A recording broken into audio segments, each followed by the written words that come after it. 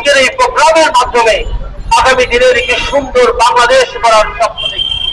আমরা এমন একটি বাংলাদেশ গড়ার স্বপ্ন দেখি যেখানে সাম্প্রদায়িক সম্প্রীতির বাংলাদেশ হবে, যেখানে ভালোবাসার বাংলাদেশ হবে, যেখানে কেউ কাউকে তার অধিকার নষ্ট করবে না। আজকে হিউম্যান রাইটস ফাউন্ডেশন কর্তৃক যে প্রোগ্রামটি আয়োজন করা হয়েছে তাদেরকে আমরা অভিনন্দন জানাই। আমি প্রত্যেকটি কথার মাধ্যমে বলতে চাই, আমরা একটা স্বপ্ন দেখি, যে স্বপ্ন আমাদেরকে ঘুমাইতে দেয় না।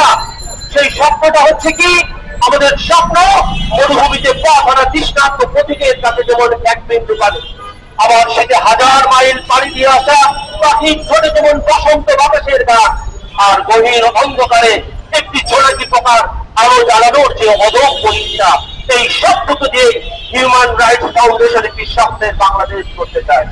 এই বাংলাদেশে সকল মানুষ তার সকল অধিকার নিয়ে বাঁচবে এবং এই বাংলাদেশের এই অধিকার ফাউন্ডেশনের আন্দোলনের ছোঁয়া সারা বিশ্বের বুকে ছড়িয়ে পড়বে। এই প্রত্যাশা ব্যক্ত করে আমি আমার কথা শেষ করছি। আমাকে দাওয়াত দেওয়ার জন্য অভিনন্দন জানাচ্ছি। ধন্যবাদ সবাইকে। আসসালামু আলাইকুম।